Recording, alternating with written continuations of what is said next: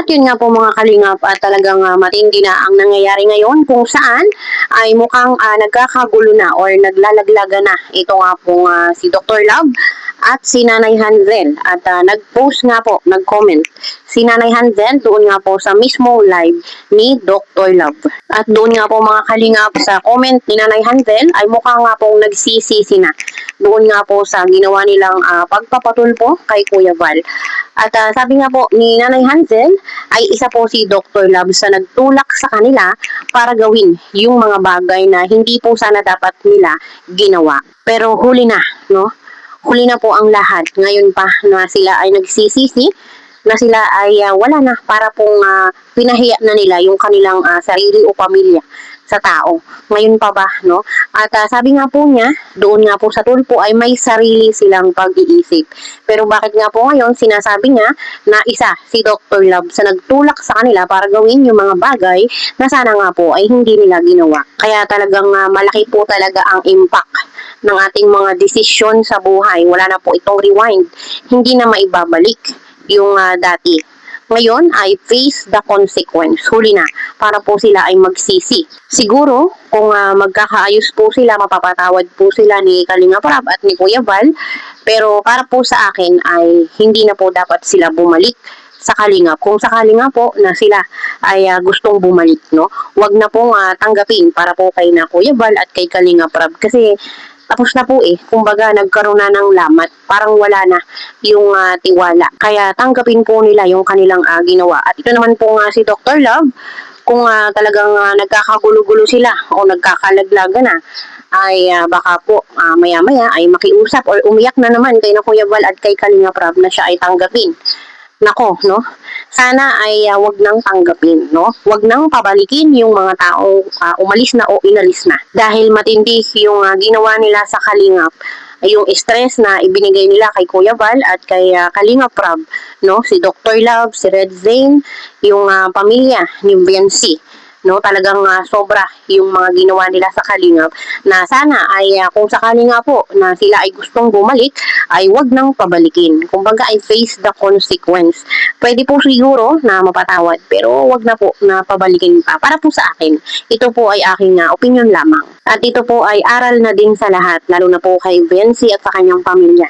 No? Hindi na po ako magsasalita basta alam na po nila at sigurado po ako na meron po silang marirealize sa mga pangyayaring ito. Kung nung umpisa pa lang sana ay nakinig na sila ng mabuti kay Kalinga Prab, kay Kuya Val, sana po ay hindi na humantong sa ganito. Sana ay hindi nila hinayaan yung kanilang mga sarili na magpasulsol, lalo na po dito kay Dr. Love. Mawalang galang po, pasensya na po ha.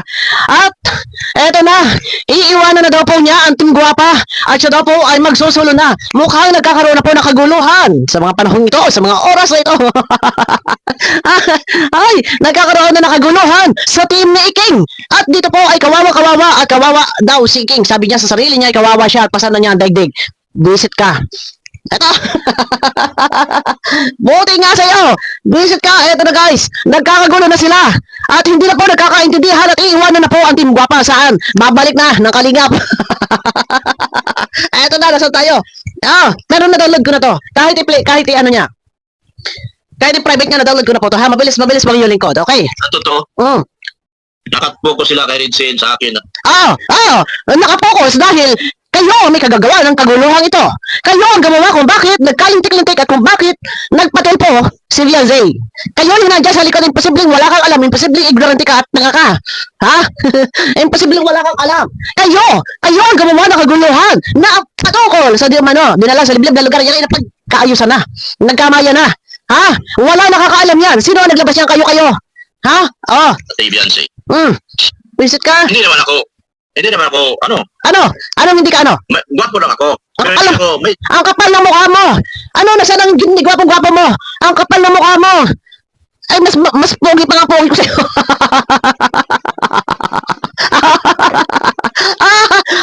Ang tagas talaga ng mukha nito. ano?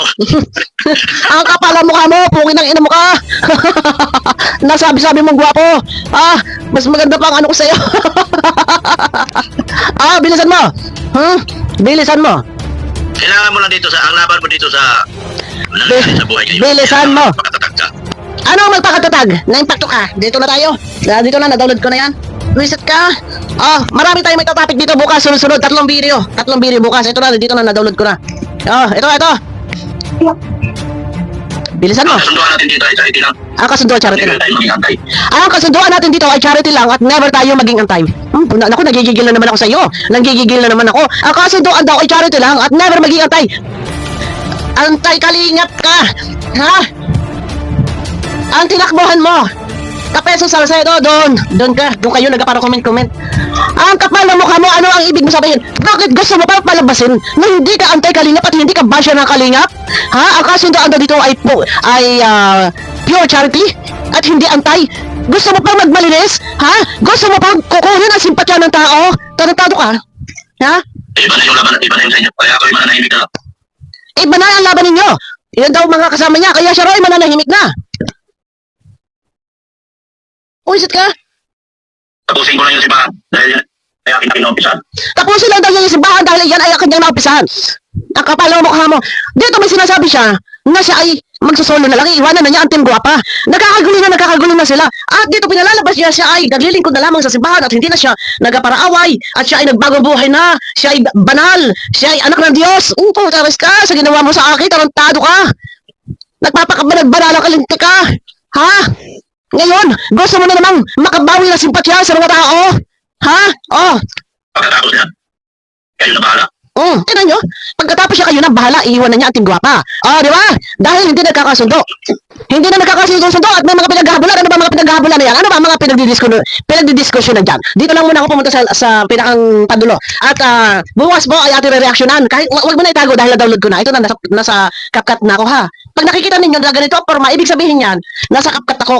Kasi nag-play ako at dito ako pumunta, ha? Kaya lang. Ibig sabihin niya, nasa YouTube ako. Ngayon, nandito na ako sa CapCut. Ayan o. Ha? Bukaras ka. Iiwanan na rin niya ating guwapa. Siya rin magsusulo na. Kapal ng mukha mo. Matapos mong gumawa ng gulo. Lahat ang dami na damay. Bilisan mo. Nagkadamay-damay. Hindi ka naman sakit. Utaris ka. Bilisan mo. Bilisan mo. Dadamay ang hindi dapat madamay. Saan po, hindi na po. Magkaiba na po ang aking layunin. Magkaiba na raw ang inyong layunin. Kayo mga nandyan na naniniwala, sumusuporta sa kanya, sa Team Guwapa, sa Team Warak. Magkaiba na raw ang inyong layunin. Nakakaintindi ba kayo? Kayo mga nasa Team Warak kayo mga warak-warak ng mga utak ninyo. Kayo mga nasa Team Guwapa, mga warak ang utak, nagkakaintindihan ba kayo? Talaga mga minuminuto kayo mga syuha.